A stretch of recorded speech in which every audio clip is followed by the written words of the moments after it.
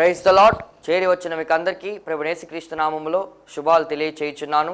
ఈ దినము కొరకు ఏర్పాటు చేయబడిన లేఖన భాగము యోహాను సువార్త 2వ అధ్యాయము 3వ వచనము. ద్రాక్షారసం అయిపోయినప్పుడు యేసు తల్లి వారికి ద్రాక్షారసము లేదని ఆయనతో చెప్పగా, దేవునికి స్తోత్రం. Praise the lord. Hallelujah, hallelujah. మన ప్రభువును రక్షకుడైనటువంటి యేసుక్రీస్తు నామములో ఆయన హెచ్చవలసి ఉన్నది. హీ మస్ట్ ఇంక్రీజ్ అనేటువంటి శాంతి టీవీలో ప్రసారమయ్యే అనుదిన ఆధ్యాత్మిక కార్యక్రమ వీక్షకులైన ఆత్మీయ బంధువులైన మీ అందరికీ నా హృదయపు లోతుల్లోంచి ప్రత్యేకమైన వందనాలు తెలియజేస్తున్నాను. హల్లెలూయా, స్తోత్రం. ప్రభు కృపను బట్టి 740కి పైగా ఎపిసోడ్లు చేయడానికి ప్రభు సహాయం చేశాడు.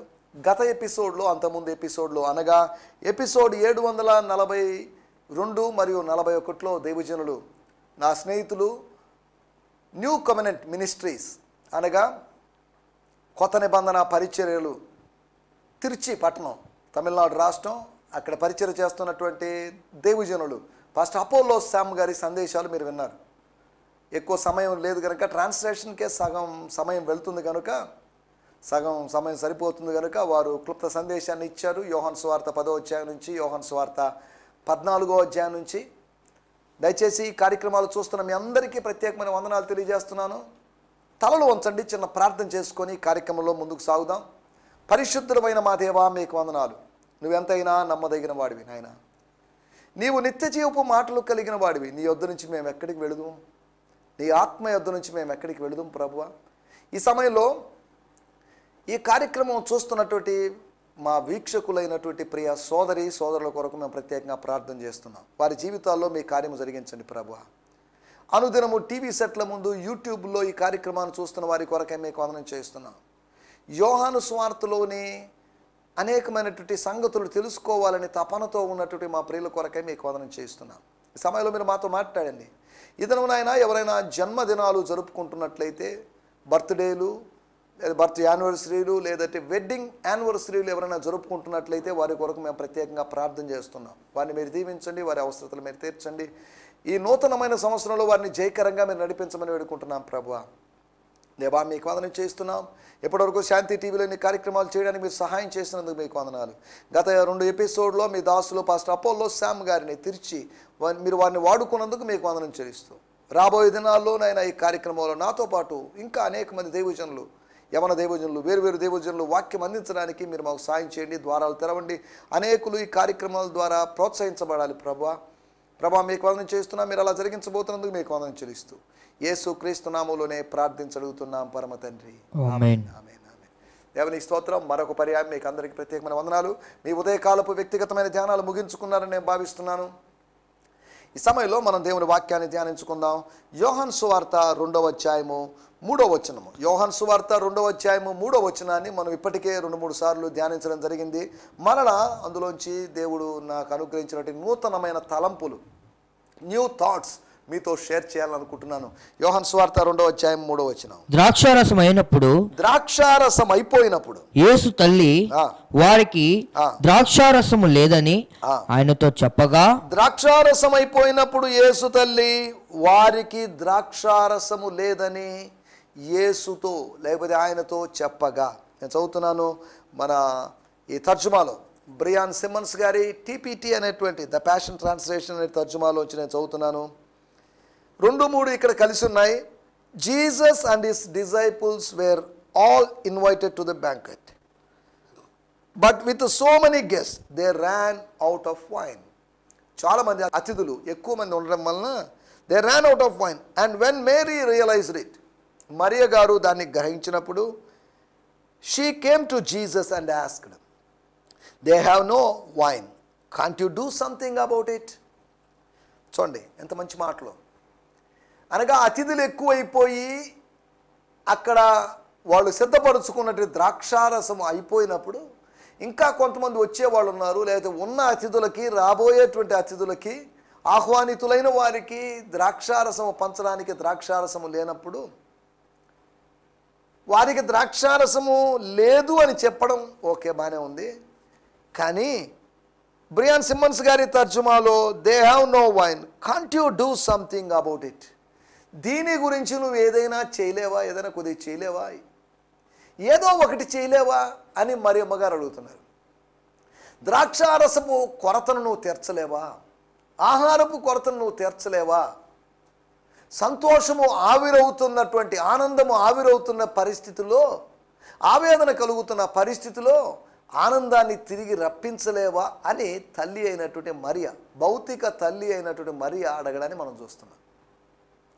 మన టైటిల్ వచ్చేసి కనబడని కొరతలు, ఇన్విజిబుల్ ల్యాక్స్, అనగా ఇన్విజిబుల్ డెఫిషియన్సీస్, వాంట్స్, అనగా కనిపించకుండా ఉండేటువంటి కొరతలు, లోట్లు ఉన్నాయి, కొరతలు ఉన్నాయి, కనిపించేవి ఉన్నాయి, కనిపించనివి ఉన్నాయి. గత ఎపిసోడ్లో నేను చెప్పినప్పుడు ద్రాక్షారసం అయిపోయింది అనేది కనిపించేటువంటి ఒక కొరత, కానీ కనబడని ఒక కొరత ఉంది, నీళ్లు కూడా అయిపోయినాయి. లోపలి కొరతను మరియ తెలుసుకుంది, బయట కొరతను ప్రభు తెలుసుకున్నాడు. ప్రాథమికమైనటువంటి కొరతను ప్రభు ఎరిగాడు, ద్వితీయమైనటువంటి కొరతను మరియ గుర్తించింది. కొరతలు మనం గుర్తించాలి, లోటుపాట్లు గుర్తించాలి, మన మిస్టేక్స్ ఏంటో మనం తెలుసుకోవాలి.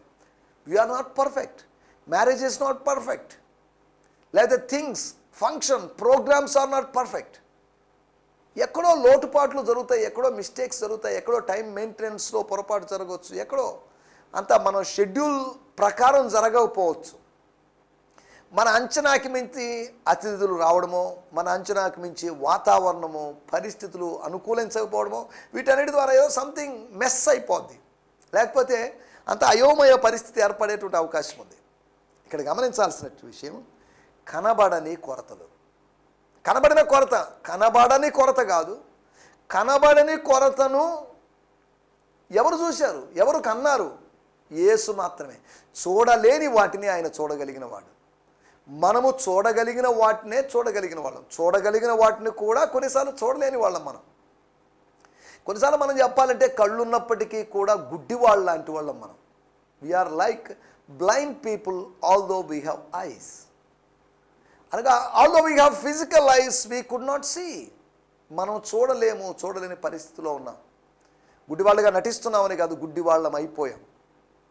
ఈ యుగ సంబంధమైనటువంటి దేవత ఈ లోక సంబంధుల యొక్క మనోనేత్రాలకు గుడ్డితనం కలుగు చేయడం మాత్రమే కాకుండా ఆత్మ సంబంధులైన కొంతమంది యొక్క మనోనేత్రాలు కూడా గుడితనం చేసింది అని మనం అర్థం చేసుకోవచ్చు. ఆత్మీయ గుడితనం బయట వాళ్ళకి మాత్రమే కాదు, దేవుని సంఘములో ఉంటున్న వాళ్ళకు కూడా ఆత్మీయ గుడితనం ఉంది. అందరూ ఆత్మీయ గుడితనంలో ఉన్నారు. ఇప్పుడు ఆత్మీయ గుడితనం గురించి మనం ఆలోచించడం లేదు. కనబడనటువంటి కొరతలు ఏంటి? కొరతలు ఏవైనా సరే, కనబడేవైనా కనబడనివైనా ప్రభు తీర్చగలడు. నీ ఇంట్లో, లేదా నీ ఆఫీస్లో, లేదా నీ ఉద్యోగ స్థలంలో, నీ సేవలో ఎటువంటి కొరతైనా కానీ తీర్చగలిగినటువంటి శక్తిమంతుడు Yesu. Would you not do something, లేకపోతే why can't you do something my dear son అని కాదు, నా ప్రియ కుమారుడా అని కూడా కాదు, జస్ట్ సంబోధన లేకుండా యేసు ప్రభువు ఆమెని అమ్మ అని పిలిచాడు, లేకపోతే స్త్రీ అన్నాడు, ఉమెన్ అన్నాడు.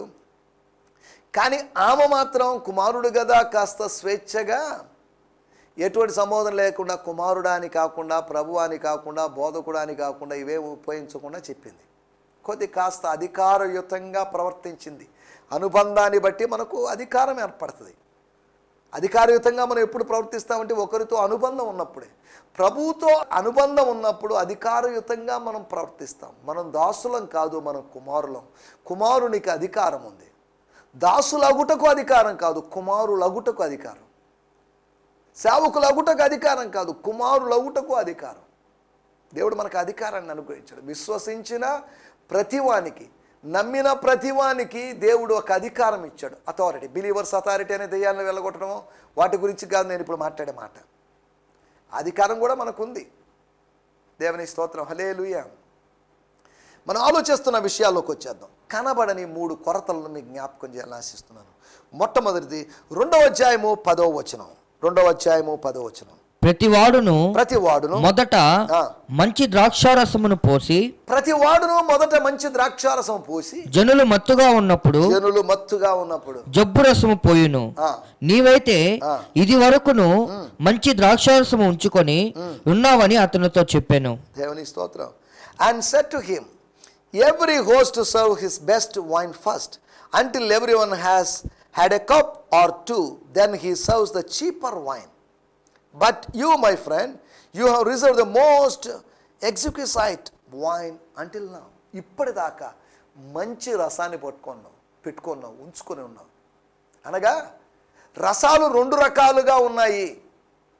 అనగా మంచి రసము, జబ్బు రసం. జబ్బు రసం ఏంటి అనగా, జబ్బు రసం అంటే జబ్బు కలిగించే రసం అని కాదు, చీపర్ వైన్, చీప్ లిక్కర్ అన్నట్టుగా చీప్గా ఉన్నటువంటి, చాలా తక్కువలో ఫంక్షన్స్ అవి చేసేటప్పుడు చీప్ ఐటమ్స్ కోసం, చీప్ అండ్ బెస్ట్ అన్నప్పటికీ కూడా చీప్ ఐటమ్స్ కోసం ఎవరు వెళ్ళరు. మన స్థాయికి, మన హోదాకి, మన ప్రెస్టేజ్ సంబంధించిన ఇష్యూ కాబట్టి ఎంత డబ్బైనా ఖర్చు పర్లేదు, కొద్దిగా గ్రాండ్గా చేద్దాం అనే ధోరణిలో ఉంటారు.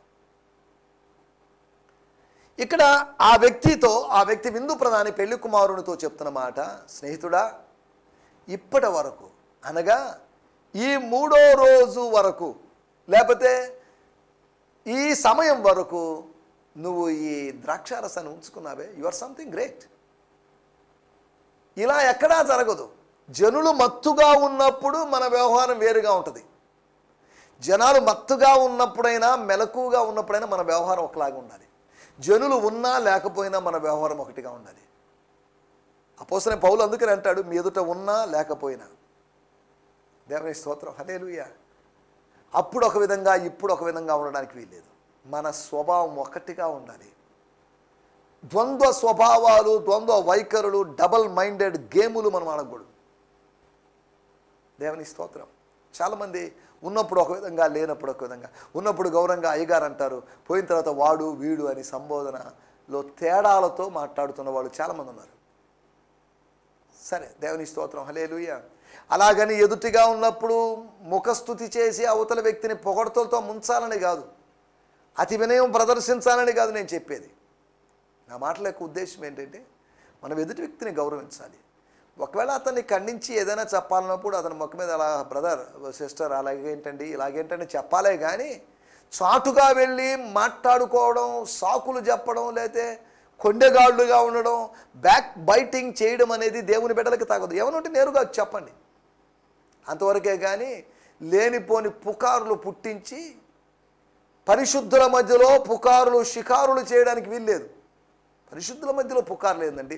ప్రభువు వాక్యం తప్ప పుకారులకు అవకాశం ఇవ్వకూడదు, రూమర్స్కి అవకాశం ఇవ్వకూడదు. లేవికాండం 25వ అధ్యాయంలో అనుకుంటాను 1వ వచనంలో రాయబడింది, లేని వార్త పుట్టింపకూడదు, ఉన్న వార్తనే ప్రచురించండి, ఉన్న సువార్తనే ప్రచురించండి, అంతవరకే కానీ లేని వార్తని, దేవుడు ఏదైతే ఉండకూడదు అనుకున్నాడో ఆ వార్తని మనం పుట్టించకూడదు.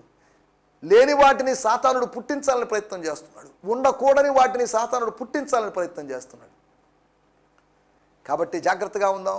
ఉన్న వార్తని, శ్రేష్టమైనట్టు వార్తని, ఉన్న వార్తని, ఉన్నతమైన వార్తని, దాని ఉనికిని నిలుపుతూ దాన్ని అనేక మందికి పరిచయం చేద్దాం. సరే, దేవుని స్తోత్రం, హల్లెలూయా. మనం ఇక్కడ ఆలోచిస్తున్న విషయాల్లోకి వచ్చేస్తున్నాం. కనబడని కొరతలు. 10వ వచనంలో రాయబడింది, ఒకటి దైవిక భయం లేదు అక్కడ. దైవిక భయం యొక్క అనగా ఎక్కడ లేదు? యూదుల యొక్క వివాహాలలో, మన వివాహాల్లోకి వస్తే మంది ఎక్కువైతే మజ్జిగ పలసన అన్నట్టు, మజ్జిగే కాదు సాంబారు అన్నీ పలసన అయిపోతాయి. మంది ఎక్కువైంది కాబట్టి ఏం చేస్తామండి, లేదంటే అయిపోయిందండి, అరే ఐటమ్సే లేవే అని వచ్చిన వారు నిరాశ చెందుతారనే ఉద్దేశంతో వచ్చిన ప్రజల్ని సంతృప్తి చేయడానికి ఏదో ప్రయత్నం చేస్తుంటాం. జబ్బురసం పోయొద్దు. ఇంచుమించు యూదా మత వ్యవస్థను ఆధారంగా చేసుకున్న వివాహ వ్యవస్థలో వారి సామాజిక జీవనంలో కనిపించేటువంటి డొల్లతనాన్ని ఇది ఎత్తి చూపిస్తుంది. వాళ్ళు చేసేటువంటి చీప్ ట్రిక్స్ని, చీప్ వైన్ పోసి చీప్ ట్రిక్స్ మెయింటైన్ చేస్తుంటారు. చీప్ ట్రిక్స్ మనకు పనికిరావు. చీప్గా ప్రవర్తించడం దేవుని బిడ్డలకు పనికిరాదు. ఘనంగా చేయలే కార్యమైనా, ఫంక్షన్లైనా, మీటింగ్లైనా, సేవ అయినా ఘనంగా చేయాలి. చీప్గా చేయడానికి, అడ్డదారులు తొక్కి సేవ చేయడానికి వీల్లేదు. రాంగ్ రూట్లో సేవ చేయడానికి వీల్లేదు. రాజమార్గాల్లో సేవ చేయాలి కానీ, రాజు సేవ చేయాలి కానీ, అడ్డదారుల్లో లేకపోతే సంపాదన మార్గాలలో లేకపోతే శరీర సంబంధమైన మార్గాలలో మనం సంపాదించుకోవడానికి వీల్లేదు. సరే, దేవునికి స్తోత్రం, హల్లెలూయా. మనం ఆలోచిస్తున్న విషయం ఏంటి అంటే, ఒకటి, దైవికమైన భయము లేనటువంటి అనేక మంది యూదుల్లో ఉన్నారు కనుక జనులు మత్తుగా ఉన్నప్పుడు, జనులను మత్తుగా చేయడం, మత్తుగా ఉన్నప్పుడు వేరొక విధంగా ప్రవర్తించడం. జనులను మత్తుగా చేయకూడదు, అది నెంబర్ 1. తర్వాత జనులు మత్తుగా ఉన్నప్పుడు మొదట ఎలా ఉన్నామో అలాగే ఉండాలి కానీ మత్తుగా ఉన్నప్పుడు ఒక విధంగా వేరు విధంగా ప్రవర్తించడానికి వీల్లేదు. మనం వాళ్ళని మత్తు చేసి వాళ్ళని అవమానానికి, వాళ్ళని గమ్మత్తుగా చూడడం, వాళ్ళని మత్తు చేసి వాళ్ళని గమ్మత్తుగా చూడడం అనేది విచారకరమైన విషయం. ఎవరిని మత్తులుగా చేసేటువంటి పని కాదు మంది. అందరినీ దేవుని ఆత్మానుభవంలోకి నడిపించే పని, సువార్త వినిపించే పనే కానీ మనది మత్తులుగా భౌతికంగానైనా ఆత్మీయంగానైనా మత్తులుగా చేసేటి పని మంది కాదు. ఎందుకంటే తిండి వలనను మత్తు వలనను ఐహిక విచారం వలన దేవుని రాజ్యాన్ని మనం పోగొట్టుకుంటాం. దేవుని రాజ్యంలో మనుష్య కుమారుని యొక్క ప్రత్యక్షతలో ఆయన ఎదుట మనం నిలబడడానికి శక్తిని కోల్పోతామని దేవుని వాక్యం చెప్తుంది. దేవుని స్తోత్రం, హల్లెలూయా. నా మాటలు మీకు అర్థమవుతున్నాయి అనుకుంటున్నారు. ఒకవేళ మీకు ఏదైనా అర్థం కాని మాటలకి లేకపోతే ఏదైనా విషయాలకి వివరణ కావాలంటే మీకు వివరణ ఇవ్వడానికి నేను ఎప్పుడు సిద్ధంగా ఉన్నాను. యూట్యూబ్లో కామెంట్స్ పెట్టండి, లేకపోతే యూట్యూబ్లో అర్థం ఏంటి బ్రదర్, దీని అర్థం ఏంటి అని మీరు అడిగినట్లయితే మీ యొక్క సహోదరునిగా, ఒక తోటి లేకపోతే అనేక దైవజనులతో తోటి దైవజనుడిగా నేను మీకు దానికి వివరణ ఇవ్వడానికి ప్రయత్నం చేస్తాను. ఒకటి, దైవిక భయము లోపించినటువంటి కొన్ని క్రైస్తవ కార్యక్రమాల్లో, ఈ రోజుల్లో దైవిక భయము లోపించినటువంటి క్రైస్తవ కార్యక్రమాల్లో, వివాహాల్లో అన్యజనుల ఆచారాలు కనిపిస్తున్నాయి. క్రైస్తవ ఆదరణ కూడికల్లో, క్రైస్తవ జ్ఞాపకార్థ కూడికల్లో అన్యజనుల యొక్క ఆచారాలు కనిపిస్తున్నాయి. అన్యజనుల ఆచారాలలో క్రైస్తవ ఆచారాలు కనిపించవు, కానీ క్రైస్తవుల మధ్యలోనే అన్యజనుల ఆచారాలు కనిపిస్తున్నాయి. అది విచారకరమైన విషయం. క్రైస్తవుల మధ్యలో క్రైస్తవేతర ఆచారాలు కనిపించడం విచారకరమైన విషయం. అన్యజనుల యొక్క వివాహాల్లో భారతదేశపు సాంప్రదాయం ప్రకారం అనే విషయం లేదు అక్కడ. కానీ మన వివాహాల్లో ఎందుకో మరి మనం అపర దేశభక్తుల్లాగా భారతదేశపు సాంప్రదాయం ప్రకారం అంటున్నారు. అంతా స్థానిక సాంప్రదాయం ప్రకారం చేసేది మనం భారతదేశ సాంప్రదాయం అని మాట్లాడుతూ వివాహాలు జరిగించడం విచారకరం. సరే, దేవునికి స్తోత్రం, వాటిలోకి వెళ్ళలేదు. ఒకటి, దైవికమైన భయం లోపించింది అక్కడ. కనబడని కొరత అదే. దైవికమైన భయం ఉండాలి ఇక్కడ. దైవ కార్యం జరగాలి. దైవ కార్యము జరిగినప్పుడు దైవ భయం ఏర్పడుతుంది. దైవ భయం ఏర్పడినప్పుడు దేవుణ్ణి మనం సేవిస్తాం. దేవుని భయం లేదు కాబట్టి కీర్తన గ్రంథము 2వ అధ్యాయములో గడగడ వణుకుచు భయపడుచు ఆయన్ను సేవించండి. సేవ చేసేవాళ్ళు ఎలా సేవ చేస్తున్నారు? బ్రతుకు తెరువు కోసం సేవ చేస్తున్నారా? ఎట్టి సేవ మనం చేస్తున్నాం? ఎలా సేవ చేస్తున్నాం? ఎటువంటి భయంతో? దైవికమైన భయం, డివైన్ గాడ్లీ ఫియర్ ఉందా? దైవికమైన భయం అది ఒక పరిమళ వాసన లాంటిది, అది శ్రేష్టమైనది. దైవికమైనటువంటి భయమును పుట్టించేటువంటి దేవుని ఆత్మ. నెగటివ్ భయం కాదు, పాజిటివ్ భయం. దేవుని పట్ల ప్రేమతో కూడుకున్నటువంటి భయం. ఇది ఎంతైనా అవసరం. అమ్మో చంపుతాడేమో, కొడతాడేమో, శపిస్తాడేమో అని భయపడిపోయి మనం చేయాల్సిన అవసరం లేదు. మన తండ్రి ఆయన మనల్ని ప్రేమిస్తాడు, మన కోసం చేస్తాడు. ఒకరు శిక్షిస్తాడేమో, శిక్షించినా మన మంచి కోసమే. మనం దుర్బీజులు కాకుండానట్లు ఆయన శిక్షిస్తాడు. శిక్షించడం మంచిదేగా. దేవునికి స్తోత్రం, హల్లెలూయా. ఆయన శిక్షణలో భాగంగా శిక్షించడం అనేది జరుగుతున్నప్పుడు సంతోషంగా దాన్ని స్వీకరిద్దాం. దాని గురించి సనగాల్సిన అవసరం లేదు, కొనగాల్సిన అవసరం లేదు. దేవునికి స్తోత్రం. ఒకటి, దైవికమైన భయం లోపించింది, కనబడిన కొరత అదే. ఈ వివాహంలో లోపించిందని కాదు, ఇంతకుముందు జరిగిన వివాహాలు, బహుశా రాబోయే రోజుల్లో ఈ యోహాను సువార్త 2వ అధ్యాయంలోని వివాహం తర్వాత జరిగిన వివాహాల్లో దైవికమైన భయం లోపిస్తుందేమో. శుద్ధీకరణ ఆచారానికి ప్రాధాన్యత ఇస్తున్నారు, బాగానే ఉంది. కానీ శుద్ధీకరణ ఆచారణ అనేది ఉంది. ఎందుకంటే ఆచారం దేనికంటే ఇప్పుడు అవసరం లేదని అనడం లేదు. శుద్ధీకరణ ఆచారానికి వచ్చి మత్తులవుతున్నారు, మోసం చేస్తున్నారు, జబ్బు రసం పోస్తున్నారు. మత్తులవుతున్నారు. మత్తులవ్వడం ఎంత పాపమో, జబ్బు రసం పోయడం కూడా అంతే పాపం. ఇవన్నీ ఎక్కడున్నాయి? వివాహం మంచిదే, వివాహం ఘనమైనది, పరిశుద్ధమైనదిగా ఉండాలి. కానీ ఏంటి జబ్బు రసం పోసేటువంటి దురాచారం ఏంటి? అంతేకాకుండా మత్తులుగా చేసేటువంటి ఆచారం ఏంటి? మత్తులుగా చేయడము, జబ్బురసంగా పోయడము అనేటువంటి ఈ వికృత ధోరణులకు మనం వ్యతిరేకంగా ఉండాలి. దేవుని స్తోత్రం, హల్లెలూయా. ఒకటి దైవికమైనటువంటి భయము, కానీ దాన్ని గుర్తించలేకుండా ఉన్నారు. దేవుని యందు భయభక్తులు కలిగి ఉండాలి, శ్రద్ధగా చేయాలి దేవుని పనిని. ఒకటి దైవికమైన భయము లోపించని విధంగా మనం జీవించాలి. దైవికమైన భయం మనం కలిగి ఉండాలి. ఆయన తండ్రే, ఆయన స్నేహితుడే, ఆయన ప్రభువు, కానీ అదే సమయంలో న్యాయాధిపతి అయిన దేవుడు అనే సంగతి మనం మర్చిపోకూడదు. ఒకటి అక్కడ కనిపించని కొరత, అనగా అనేకమైన వివాహాల్లో కనిపించని కొరత దైవికమైన. ఆయన పోనీలే దేవునికి స్తోత్రం అనే మాట ఆ విందు ప్రధాన దగ్గర నుంచి రావడం లేదు. ఇప్పటి వరకు ఉంచుకున్నామని పెళ్లి కుమారుణ్ణి పొగిడాడే కానీ అలా పెళ్లి కుమారునికి ప్రశంస రావడానికి కారణమైనటువంటి ఒక వ్యక్తి అక్కడ ఉన్నాడు అనే సంగతి మర్చిపోయాడు. గత దినాల్లో క్రిస్మస్ పండుగ చేసుకున్నారు. క్రిస్మస్ అంతటికి కారణమైనటువంటి దేవుణ్ణి మర్చిపోయి దేవదూతలను, కాపరులను హైలైట్ చేస్తూ వెళ్ళాం మనం, జ్ఞానులను లేదా ఇంకేదైనా వ్యక్తుల గురించి. రెండో విషయాన్ని నేను మీకు జ్ఞాపకం చేస్తాను, కనబడని కొరత, దైవికమైన భయం.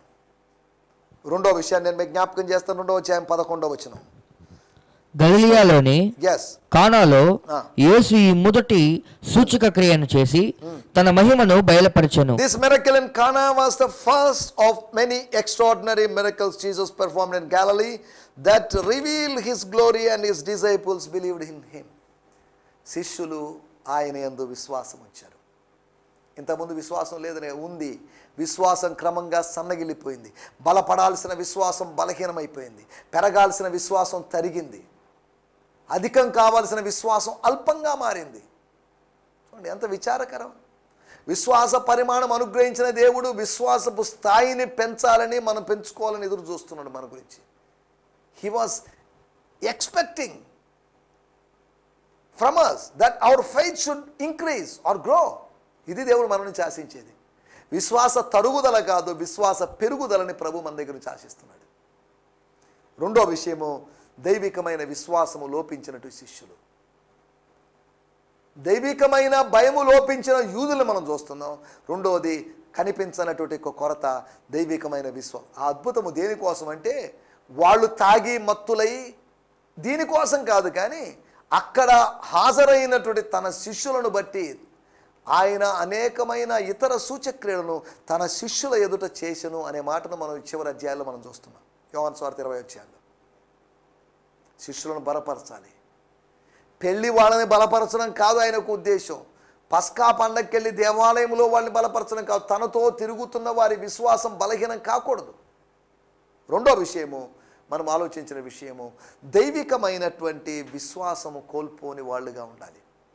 కనబడని కొరత ఏంటంటే ఒకటి దైవికమైన భయం, రెండోది దైవికమైనటువంటి ఒకటి గాడ్లీ ఫియర్ లేదు, రెండోది గాడ్లీ ఫెయిత్ లేదు.